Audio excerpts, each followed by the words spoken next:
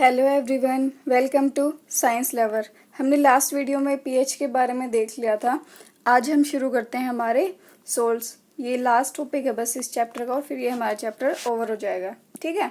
अब सोल्ट्स, जैसे हमारे पास सोडियम क्लोराइड है, ये हमारे पास क्या है, एक सोल्ट है। हमने बहुत सारी रिएक्शंस देखे हैं इस चैप्टर के अंदर, जैसे एसिड की, और जब हम बेस की रिएक्शन करते हैं तब हमारे पास सोल्ट बनता है। ठीक है। जब हम मेटल्स की रिएक्शन करवाते हैं एसिड के साथ, जब मेटल्स की रिएक्शन करवाते हैं एसिड के साथ, तब भी हमारे पास सोल्ट बनता है। ऐसे ही हमने बहुत सारी रिएक्शन देखी थी, कार्बोनेट के साथ, हाइड्रोजन कार्बोनेट के साथ।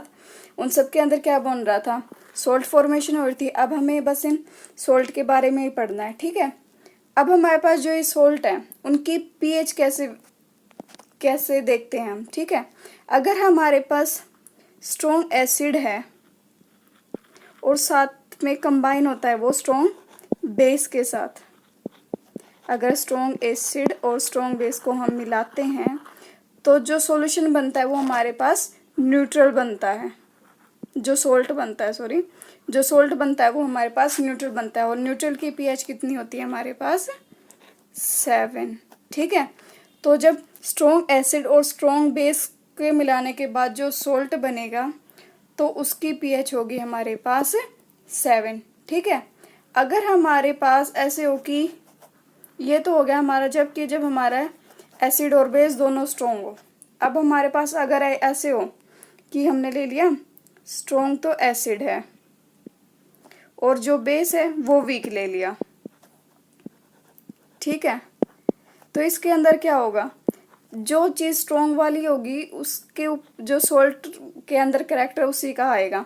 तो इसके अंदर जो सोल्ट बनेगा ना हमारे पास वो एसिडिक होगा। ठीक है। तो उसकी जो पीएच होगी वो 7 से कम होगी। ठीक है। जब हम स्ट्रॉन्ग एसिड और वीक बेस को मिलाते हैं तो हमारे पास जो सोल्ट बनता है उसके अंदर थोड़ा सा एसिडिक कैरेक्टर होता है, और इसलिए उसकी जो पीएच वैल्यू आएगी वो 7 से कम आएगी। क्योंकि हमने अपनी लास्ट क्लास में देखा था कि जितने भी अगर 7 से कम है वो सारे, जिनकी पीएच वैल्यू 7 से कम है वो सारे एसिडिक होंगे हमारे पास, और जिनकी ज़्यादा है तो वो बेस होंगे। अब नेक्स्ट लेते हैं हम, अगर जैसे हमने लिया वीक तो एसिड ले लिया, और अब की बार जो बेस है वो हमने स्ट्रॉन्ग ले लिया। ठीक है। तो इससे जो सोल्ट बनेगा, अब इसके अंदर क्या चीज़ स्ट्रॉन्ग है, बेस स्ट्रॉन्ग है, तो जो सोल्ट बनेगा उसके अंदर हमारे पास कुछ बेसिक करैक्टर होगा, तो उसकी वजह से इसकी पीएच क्या होगी, 7 से ज़्यादा होगी। ठीक है। तो हम इस तरीके से बता सकते हैं कि किसी भी सोल्ट की पीएच किस तरीके से होगी। ठीक है। अब नेक्स्ट है हमारे पास केमिकल फ्रॉम कॉमन सॉल्ट। अब हमें पता है कि जैसे ये ले लिया हमने एग्जाम्पल हाइड्रोक्लोरिक एसिड की, और जब सोडियम हाइड्रोक्साइड की रिएक्शन करवाते हैं तो हमें क्या मिलता है, ये दोनों कंबाइन हो जाते हैं ना, तो सोडियम क्लोराइड, और रह क्या गया, एक हाइड्रोजन रह गया और एक OH रह गया, तो क्या निकलता है हमारे पास, वाटर निकल जाता है। ठीक है। HCl, जो ये HCl है या फिर हाइड्रोक्लोरिक एसिड है, ये क्या है हमारे पास, स्ट्रॉन्ग एसिड है, और जो ये सोडियम हाइड्रोक्साइड है ये क्या है, ये हमारे पास एक स्ट्रॉन्ग बेस है। तो इन दोनों से मिलकर मैंने क्या बताया था, जब एसिड और बेस दोनों स्ट्रॉन्ग हो तो उसकी पीएच क्या होगी, न्यूट्रल होगी। तो हमारे पास जो ये सोल्ट हो गया ये क्या हो गया, न्यूट्रल हो गया। और जो हम खाने के लिए जिस साल्ट का यूज़ करते हैं वो हमारे पास कौन सा है, NaCl। NaCl का यूज़ हम अपने खाने के अंदर करते हैं। ठीक है। अब सबको पता होगा कि जो सोल्ट्स हैं वो कहाँ से मिलते हैं हमारे पास। जैसे जो समुंदर का पानी है उसमें बहुत सारे सोल्ट्स डिज़ोल्व होते हैं, उनमें से हम जो हमारा सोडियम क्लोराइड है उसको सेपरेट करते हैं। ठीक है। बहुत सारे सोल्ट होते हैं समुद्र में, तो उसमें से हम सोडियम क्लोराइड को सेपरेट करेंगे। ठीक है। एक तो इस तरीके से हमारे पास सोल्ट मिलते हैं, या फिर हमारे पास देश के बहुत सारी जगहों पे जो सोल्ट है वो डिपॉजिट फॉर्म में मिलता है या फिर क्रिस्टल फॉर्म में मिलता है। ठीक है। और वो जो हमारे पास ये इस तरीके से क्रिस्टल की फॉर्म में या फिर स्टोन्स की फॉर्म में मिलता है ना, पूरे के पूरे पहाड़ के पहाड़ मिलते हैं कहीं जगह पे, तो वो जो सोल्ट है वो किस कलर का होता है हमारे पास, ब्राउन कलर का होता है जनरली। इसका ब्राउन कलर क्यों होता है, जो हम यूज़ करते हैं घरों में साल्ट वो तो वाइट कलर का होता है, लेकिन इसका जो वो जो ये है जो स्टोन की फॉर्म में मिलता है स्टोन, उसका कलर होता है हमारे पास ब्राउन। ब्राउन क्यों होता है, इम्प्योरिटीज की वजह से। ठीक है, अब जो हमारे पास ये इस फॉर्म में सोल्ट मिलता है उस सोल्ट को बोलते हैं हम रॉक सोल्ट। ठीक है, अब ये हमारे पास जो है इसको हम ड्राई करते हैं और फिर अलग अलग तरीके की प्रोसेस के करके प्योरीफाई करके फिर इसको हम नॉर्मल सोल्ट के अंदर कन्वर्ट कर लेते हैं। ठीक है, अब हमारे पास जो ये कॉमन सोल्ट्स हैं उनको हम रो सोल्ट की तरह यूज़ करते हैं और उस रो सोल्ट से हम बहुत सारी अलग अलग जगह पे उसका हम यूज़ कर सकते हैं। जैसे उसका यूज़ हम सोडियम हाइड्रोक्साइड बनाने के अंदर कर सकते हैं, बेकिंग सोडे के अंदर कर सकते हैं, बेकिंग सोडा के फॉर्मेशन के लिए कर सकते हैं, या फिर उसका यूज़ हम वॉशिंग सोडा बनाने के लिए यूज़ कर सकते हैं, या फिर ब्लीचिंग पाउडर बनाने के लिए यूज़ कर सकते हैं। ऐसे बहुत सारी अलग अलग जगहों पर हम उस कॉमन साल्ट का यूज़ करते हैं। ठीक है, अब पहले देखते हैं हम कि उसका सोडियम हाइड्रोक्साइड के अंदर किस तरीके से यूज़ करते हैं। सोडियम हाइड्रोक्साइड कैसे मिलकर बनता है, अगर हम जैसे हमारे पास ये कोई कंटेनर है, इसके अंदर यहाँ पे हमने एनोड लगा दी, यहाँ पे हमने कैथोड लगा ली, और इसके अंदर हमने इस बीकर के अंदर ले लिया aqueous solution of sodium chloride, और इसके अंदर जब हम इलेक्ट्रिसिटी पास करवाते हैं, जब इसके अंदर हम इलेक्ट्रिसिटी पास करवाते हैं तो हमारे पास जो सोडियम हाइड्रोक्साइड की फॉर्मेशन हो जाती है। ठीक है, और इस प्रोसेस को हम क्या बोलते हैं, क्लोर एल्कली प्रोसेस। अब क्लोर एल्कली प्रोसेस क्यों, क्योंकि क्लोरीन बनता है इसके अंदर और अल्कली जो सोडियम हाइड्रोक्साइड बनता है उसकी वजह से। ठीक है, तो इसलिए इस प्रोसेस का नाम क्या होता है, क्लोर एल्कली प्रोसेस। अब इसके अंदर हमारे पास कौन कौन से प्रोडक्ट बनते हैं, इसके अंदर हमारे पास एक तो क्लोराइड बनता है, एक हमारे पास बनता है,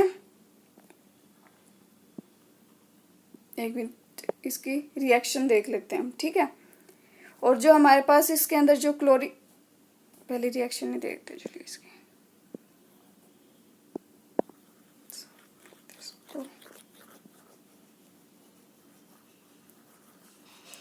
अब इसके अंदर हमारे पास रिएक्शन क्या होगी, इसके अंदर हमने क्या लिया था, सोडियम क्लोराइड का एक्वस सॉल्यूशन लिया था। एक्वस सॉल्यूशन के अंदर क्या होता है, हमारे पास वाटर भी प्रेजेंट होगा। ठीक है, और फिर हमारे पास क्या प्रोडक्ट बनता है, एक तो बनता है सोडियम हाइड्रोक्साइड, एक बनता है हमारे पास क्लोराइड गैस, और एक बनती है हमारे पास हाइड्रोजन गैस। ठीक है, और इसके अंदर जो ये क्लोरीन गैस बनी है ये तो हमारे पास होती है, जो ये क्लोरीन गैस बनी है ये तो होती है हमारे पास एनोड के ऊपर। ठीक है, और जो हाइड्रोजन गैस होती है वो हमारे पास डिपॉजिट होती है कैथोड के ऊपर। ठीक है, जो दो इलेक्ट्रोड्स नहीं लगे हुए थे, एक एनोड था एक कैथोड था, उसमें एनोड के ऊपर तो क्लोरीन गैस डिपॉजिट हो जाती है और जो कैथोड है उसके ऊपर हाइड्रोजन गैस डिपॉजिट हो जाती है। ठीक है, और जो हमारे पास ये सोडियम हाइड्रोक्साइड बना है ये कैथोड के आसपास बनता है, नियर द कैथोड। ठीक है, अब हमारे पास जो ये प्रोडक्ट बने हैं, सोडियम हाइड्रोक्साइड हो गया, क्लोरीन हो गया और H2 हो गया, इसका हम फर्दर अलग अलग प्रोडक्ट बनाने के लिए इनका यूज़ करते हैं। जैसे ब्लीचिंग पाउडर के अंदर हो गया, बहुत सारी अलग अलग प्रोसेस के अंदर यूज़ करते हैं। तो चलिए देखते हैं। फर्स्ट हम करते हैं ब्लीचिंग पाउडर। ब्लीचिंग पाउडर हमारा जो उसके अंदर क्लोरीन गैस निकली है ना लास्ट वाली इक्वेशन के अंदर, जो ये वाली क्लोरीन गैस है, इसका यूज़ करते हैं, इस क्लोरीन गैस का यूज़ करते हैं हम ब्लीचिंग पाउडर की फॉर्मेशन के लिए। ठीक है, किस तरीके से यूज़ करते हैं और पहले देखते हैं इसका ब्लीचिंग पाउडर का फॉर्मूला क्या होता है। इसका फॉर्मूला होता है हमारे पास कैल्शियम क्लोराइड, ये हमारे पास इसका केमिकल फॉर्मूला होता है। अब देखते हैं इसकी फॉर्मेशन कैसे होती है। जो हमारे पास क्लोरीन गैस निकली थी ना लास्ट वाली इक्वेशन में से, उसकी हम रिएक्शन करवाते हैं सेलेक्ट लाइम के साथ, कैल्शियम हाइड्रोक्साइड के साथ जब इसकी रिएक्शन करवाते हैं तो हमारे पास ब्लीचिंग पाउडर की फॉर्मेशन होती है। ठीक है, ये वाली चीज़ें ना इम्पोर्टेंट है, तो इनको एक याद रख लेना। इनके ऊपर जैसे आपके एग्जाम में शॉर्ट नोट्स आ सकते हैं कि right A short note on bleaching powders. ठीक है, अब देखते हैं इसके यूजेस क्या है हमारे पास। फर्स्ट जो ब्लीचिंग पाउडर है उसका हम यूज़ करते हैं कॉटन की ब्लीचिंग के लिए, या फिर लाइनिंग के अंदर इसका यूज़ करते हैं टेक्सटाइल इंडस्ट्रीज़ के अंदर, टेक्सटाइल इंडस्ट्रीज़ के अंदर। और इसका हम यूज़ करते हैं बहुत सारी जो केमिकल इंडस्ट्रीज़ हैं उसके अंदर हम इसका use as a oxidising agent करते हैं। ऑक्सीडेशन और रिडक्शन मैंने अपने लास्ट वाली वीडियोस में बताया हुआ है, आप वहाँ से जाके देख सकते हैं। ठीक है, और इसका हम जैसे पानी के अंदर जर्म्स हो जाते हैं ना, उनको ख़त्म करने के लिए भी ब्लीचिंग पाउडर का यूज़ करते हैं। ठीक है, तो इसका हम क्या लिख सकते हैं, ड्रिंकिंग वाटर को प्योरीफाई करने के लिए, या फिर ड्रिंकिंग वाटर को फ्री करने के लिए, किससे, जर्म से।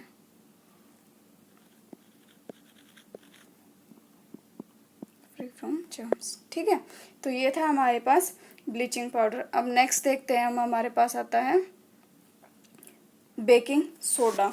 बेकिंग सोडा, इसका केमिकल फॉर्मूला क्या होएगा हमारे पास, इसका केमिकल फॉर्मूला होता है हमारे पास सोडियम हाइड्रोजन कार्बोनेट।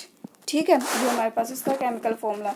इन सब के ना जो मैं आज क्लास में करा रही, इन सब के केमिकल फॉर्मूलेस ये किससे मिलकर बने हैं और इनकी रिएक्शन और इनके क्या क्या यूजेस है, ये याद कर लेना। एग्जाम में पक्का एक क्वेश्चन तो इनके अंदर आता ही आता है। ठीक है, इसका हम अब देखते हैं इसकी फॉर्मेशन। ये हमारे पास जो सोडियम क्लोराइड है उसको हमने एज ए रॉ मटेरियल लिया, फिर उसकी रिएक्शन करवाई हमने वाटर के साथ, कार्बन डाइऑक्साइड और साथ में अमोनिया के साथ। तो हमारे पास जो प्रोडक्ट बनते हैं वो बनते हैं हमारे पास अमोनियम क्लोराइड और साथ में सोडियम हाइड्रोजन कार्बोनेट। ये हमारे पास क्या होता है, बेकिंग सोडा। ठीक है, इस तरीके से इसकी फॉर्मेशन होती है। और जो ये हमारे पास सोडियम हाइड्रोजन कार्बोनेट होता है, ये हमारे पास नॉन कोरोसिव, क्या होता है ये, नॉन कोरोसिव बेसिक सोल्ट होता है। सोल्ट ही पढ़ रहे हैं तो हमारे पास क्या होगा, एक बेसिक सोल्ट होगा। तो इसलिए इसका यूज़ हम, जैसे हमारे पास ये एक बेसिक सोल्ट है तो इसका यूज़ हम एज ए एंटासिड भी करते हैं। एंटासिड्स क्या होते हैं, जो हमारे पास जैसे हमारे स्टमक में जो एसिड प्रेजेंट हो जाता है उसको न्यूट्रलाइज करने के लिए जो हम बेसिक सॉल्यूशन का यूज़ करते हैं उनको बोलते हैं हम एंटासिड्स। ठीक है, अब देखते हैं इसके यूजेस कहाँ पे हैं। बेकिंग सोडा का फर्स्ट तो हम किचन के अंदर बहुत अलग अलग जगह पे यूज़ करते हैं। जैसे फूड के, अगर फूड को हमें क्रिस्पी बनाना है तो उसके लिए हमें, अगर हमें फूड को क्रिस्पी बनाना है तो उसके लिए हम फूड के अंदर बेकिंग सोडा के लिए यूज़ करते हैं। या फिर अगर हमें खाना जल्दी बनाना है तो उसके लिए हम यूज़ कर सकते हैं फॉर फास्टर कुकिंग। और इसका यूज़ हम बेकिंग पाउडर बनाने के लिए भी यूज़ करते हैं। बेकिंग पाउडर कैसे बनता है, ये हमारे पास मिक्सचर होता है, एक तो बेकिंग सोडा का और साथ में कुछ माइल्ड एडिबल एसिड, या इसका मतलब क्या है माइल्ड एडिबल एसिड का, कि जो हम अपने बॉडी में, हमारी बॉडी के लिए हार्मफुल ना हो, उन एसिड्स का मिलकर। जैसे इसका एग्जांपल क्या है, जैसे हमारे पास हो गया टार्टरिक एसिड। ठीक है, तो बेकिंग पाउडर की फॉर्मेशन के लिए भी इसका यूज़ करते हैं। ठीक है, और जब हम इसको हीट करते हैं तो हमारे पास क्या रिएक्शन होती है वो देख लेते हैं। हमारे पास जब हम सोडियम हाइड्रोजन कार्बोनेट को हीट करते हैं या फिर बेकिंग सोडा को हीट करते हैं तो हमारे पास बनता है सोडियम कार्बोनेट और साथ में कार्बन डाइऑक्साइड और साथ में वाटर निकलता है। ठीक है, ये प्लस के साइन है, कहीं आप कंफ्यूज हो जाओ। ठीक है, अब हमारे पास जब हम इसको एसिड के साथ इसकी रिएक्शन होती है तो उस टाइम पे क्या रिएक्शन आती है, इसके अंदर आती है हमारे पास एसिड से क्या मिलते हैं हमारे पास H पॉजिटिव आयंस, तो उसके साथ रिएक्शन करेंगे तो हमारे पास CO2 बनता है, साथ में वाटर बनता है और साथ में हमारे पास जो ये एसिड है उसका कोई भी सोडियम साल्ट बन जाता है, सोडियम साल्ट ऑफ एसिड। इस एसिड का जो हमने एसिड लिया है ना उसी का सोडियम साल्ट की फॉर्मेशन होगी। ठीक है, अब जो ये हमारे पास ये CO2 गैस बनी है ना, इसके वजह से जब इसका हम ब्रेड के अंदर या फिर जो फूड के अंदर बेकिंग सोडा का यूज़ करते हैं तो उसकी वजह से वो चीज़ें फूल जाती हैं। ठीक है, या फिर जैसे केक बनाते हैं उसके अंदर हम बेकिंग सोडा डालते हैं ना, तो उसकी वजह से जब हम रखते हैं तो एक नॉर्मल सा पेस्ट होता है और जब हम देखते हैं बनने के बाद देखते हैं तो वो ऊपर सा फुला फुला सा नहीं होता है, तो वो होता है बेकिंग सोडा की वजह से। ठीक है, अब नेक्स्ट आता है हमारे पास, और हाँ बेकिंग सोडा का हम as a soda acid fire executor के रूप में भी इसका यूज़ कर सकते हैं। ठीक है, मिक्सचर की फॉर्म में भी इसका यूज़ करते हैं। ठीक है, अब नेक्स्ट आता है हमारे पास वॉशिंग सोडा। अब पहले देखते हैं इसका फॉर्मूला क्या होता है हमारे पास। ठीक है, इसका फॉर्मूला होता है हमारे पास Na2CO3 और साथ में होते हैं इसके 10H2O मॉलिक्यूल्स। ठीक है, ये हमारे पास सोडियम क्लोराइड से मिलकर बनता है, सोडियम क्लोराइड से बनता है। अब हमने देखा था कि जब हमने बेकिंग सोडा को हीट किया था, तो हमारे पास क्या बना था, तो हमारे पास सोडियम कार्बोनेट निकली थी। जैसे ये हमने लास्ट इक्वेशन किया था, इसको मैं रख कर देती हूँ यहाँ पे। जैसे हमने ये वाली रिएक्शन नहीं देखी है, जब हमने सोडियम हाइड्रोकार्बोनेट को हीट किया है, या फिर ये क्या हमारे पास बेकिंग सोडा ही तो है, जब हमने इसको हीट किया तो हमारे पास सोडियम कार्बोनेट बना है। ठीक है, अब हमारे इससे तो हमारे पास सोडियम कार्बोनेट आ गया। ठीक है, जब हम फिर से रिक्रिस्टलाइजेशन करते हैं, जब हम इसकी रिक्रिस्टलाइजेशन करेंगे तो हमारे पास जो बनता है वो होता है हमारे पास वॉशिंग सोडा। ठीक है, तो इस तरीके से हमारे पास वॉशिंग सोडा की फॉर्मेशन होती है। अब अगर हमें इसको रिएक्शन की फॉर्म में लिखना हो तो हम किस तरीके से लिखेंगे, इसको रफ कर लेते हैं। अगर इसको हमें लिखना है तो हम लिखेंगे, जो हमने सोडियम कार्बोनेट के अंदर जब हमने वाटर मॉलिक्यूल्स ऐड किए या फिर क्रिस्टलाइजेशन करवाई इसकी, तो हमारे पास वॉशिंग सोडे की फॉर्मेशन होगी। ठीक है, इसको हम इस तरीके से लिख सकते हैं। अब नेक्स्ट आता है कि हमारे पास इसकी यूजेस क्या है वॉशिंग सोडा के। फर्स्ट है इसका यूज़ हम ग्लास की फॉर्मेशन के लिए साबुन के अंदर यूज़ करते हैं और पेपर इंडस्ट्रीज के अंदर इसका यूज़ होता है। ठीक है, नेक्स्ट है हमारे पास जो सोडियम के कंपाउंड्स होते हैं ना, उनकी फॉर्मेशन के अंदर यूज़ होता है, जैसे सच एज बोरेक्स की फॉर्मेशन के अंदर इसका यूज़ होता है। ठीक है, नेक्स्ट है हमारे पास इसको हम एक क्लीनिंग एजेंट की तरह भी अपने घरों के अंदर यूज़ करते हैं। ठीक है, क्लीनिंग एजेंट की तरह। ठीक है, और डोमेस्टिक पर्पस लिख लेना या फिर ग्रिल यूज़ के लिए। ठीक है, इसका हम यूज़ करते हैं रिमूविंग परमानेंट हार्डनेस, जो हमारे पास आपने अपने प्रीवियस क्लासेस में पढ़ा होगा, सॉफ्ट हार्डनेस ऑफ वाटर। ठीक है, तो उसके अंदर जो हमारे पास दो तरह की हार्डनेस होती है ना वाटर के अंदर, एक तो टेम्परेरी होती है और एक परमानेंट। तो ये हमारे पास जो परमानेंट हार्डनेस होती है, जो परमानेंट हार्डनेस है उसको रिमूव करने के लिए यूज़ करते हैं, रिमूव करने के लिए। ठीक है, तो ये हमारे पास यूजेस थे वॉशिंग सोडा के। अब हमने ये 3 पढ़े हैं ना, ब्लीचिंग पाउडर, बेकिंग सोडा और वॉशिंग सोडा, इनके ऊपर शॉर्ट नोट आ सकता है, तो इनकी रिएक्शंस, इनका फॉर्मूला और इनके यूजेस याद रखना है, ठीक है। अब हमारे पास एक आपके दिमाग में आया होगा कि मैम ये जो इसके अंदर 10H2O मॉलिक्यूल्स हैं ये कैसे आए, और क्या हमारे पास जो ये सॉल्ट बनाई है हमारे पास ड्राई होगा या फिर वेट होगा, ठीक है। तो चलिए देखते हैं। अब हमने क्या लिया, एक छोटी सी एक्टिविटी से समझते हैं।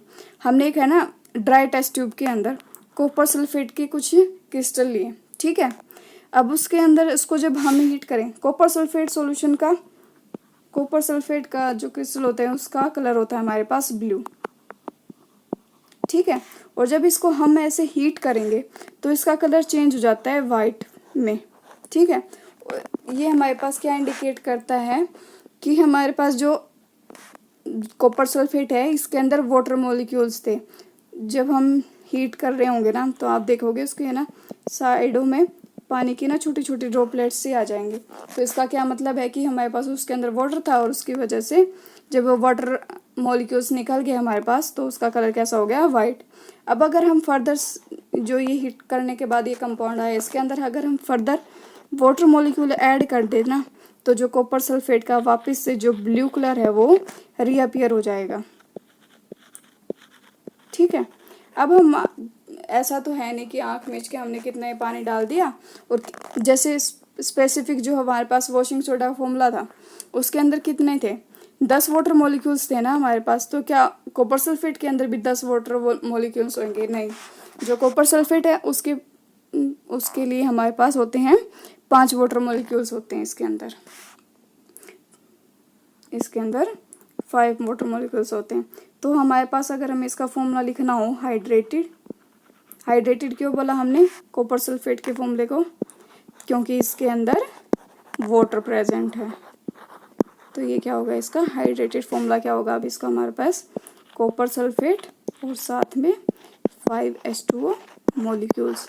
तो इसलिए पता चला आपने कि वॉशिंग सोडा के अंदर हमारे पास 10H2O मॉलिक्यूल्स हैं। तो क्या वो हमारे पास साल्ट वेट होगा या फिर मॉइस्ट होगा? मॉइस्ट होगा ना, क्योंकि उसके अंदर हमारे पास वाटर मॉलिक्यूल्स हैं, ठीक है। अब आता है हमारे पास जैसे ऐसे ही हमारे पास एक इसका एग्जाम्पल है, करते हैं इसका। ऐसे ही हमारे पास एक एग्जाम्पल होता है इसका जिप्सम। उसका फॉर्मूला क्या होता है हमारे पास, कैल्शियम सल्फेट, साथ में इसके पास होते हैं हमारे पास 2 वाटर मॉलिक्यूल्स की यूनिट ऐड होती हैं, ठीक है। इसका हम अब देखते हैं इसका यूज क्या होता है जिप्सम का एक जगह पे। नेक्स्ट आता है हमारे पास plaster of Paris. Plaster of Paris के अंदर हमारे पास जिप्सम का यूज होता है, ठीक है। अब प्लास्टर ऑफ पेरिस का फॉर्मूला क्या है हमारे पास, पहले फॉर्मूला देखते हैं इसका, कैल्शियम सल्फेट और हाफ H2O मॉलिक्यूल्स, ठीक है। अभी हमारे पास किस तरीके से बनता है, जब हम जिप्सम का क्या फॉर्मूला था, कैल्शियम सल्फेट और 2 वाटर मॉलिक्यूल्स थे। जब इसको हम हीट करते हैं 373 केल्विन के ऊपर तब हमारे पास प्लास्टर ऑफ पेरिस बनता है, या फिर इसको हम POP भी बोलते हैं शॉर्ट फॉर्म के अंदर। और जब हम इसको हीट करेंगे ना तो हमारे पास ये वाटर मॉलिक्यूल्स को रिमूव कर देगा और हमारे पास सिर्फ हाफ वाटर मॉलिक्यूल रहेगा। अब आप पूछोगे कि मैम इसका हाफ वाटर मॉलिक्यूल्स हम किस तरीके से कर सकते हैं।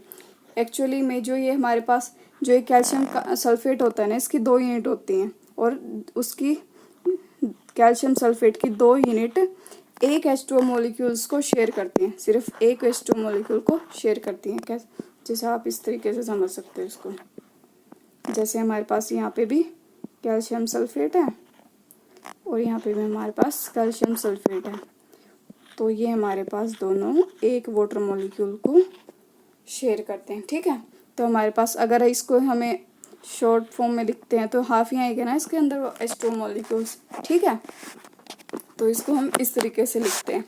अब अगर हम फिर से इसके अंदर POP के अंदर हम फिर से अगर वाटर मॉलिक्यूल ऐड कर दें तो हमारे पास फर्दर क्या हो जाती है, अगर हम इसके अंदर फिर से वाटर मॉलिक्यूल्स ऐड कर दें तो हमारे पास फिर से जिप्सम की फॉर्मेशन हो जाती है, ठीक है। तो मतलब कि उस प्रोसेस को अगर रिवर्स कर दिया तो हमारे पास जिप्सम फॉर्म हो जाएगा। ठीक है। अब इसके यूजेस, इसका फर्स्ट यूज़ तो हम जब हमारा हाथ या पैर फ्रैक्चर हो जाता है तो उसकी जो जौन सी हड्डी फ्रैक्चर हुई है उसको सही तरीके से लगाने के लिए डॉक्टर आपके हाथ पे ना प्लास्टर करता है, तो वहाँ पे हम पीओपी का यूज़ करते हैं। ठीक है। नेक्स्ट आ गया हमारे पास, जैसे टॉयज़ बनाने के लिए इसका यूज़ होता है हमारे पास। ठीक है। और इसका यूज़ होता है हमारे पास डेकोरेशन पर्पस के लिए। ठीक है। और इसका यूज़ होता है हमारे पास, जैसे अगर हमारे घर की वॉल्स है ना इरेगुलर है, स्मूथ नहीं है बिल्कुल भी, तो स्मूथनिंग के लिए इसका भी यूज़ करते हैं हम, for smooth surface. For smooth surface. ठीक है। तो ये हो गया हमारे पास इसके यूजेस। और यहाँ पे आपका ये चैप्टर है एसिड बेस और साल्ट वाला कंप्लीट होता है। एक मिनट, जो मैंने लास्ट टाइम में आपको पीएच बताई थी उसके अंदर आप ये पीए है, इसका क्या, ये हमारे पास है ना प्रोटेंस, एक जर्मन वर्ड है। ठीक है। उसको जिसका मतलब होता है हमारे पास पावर, ये इस पी का ये मतलब होता है। ठीक है। तो अब देखते हैं हम इसके कुछ क्वेश्चंस कर लेते हैं, फिर हमारे पास ये चैप्टर कंप्लीट हो जाएगा। फर्स्ट है हमारे पास, what is the common name of compound called CaOCl2।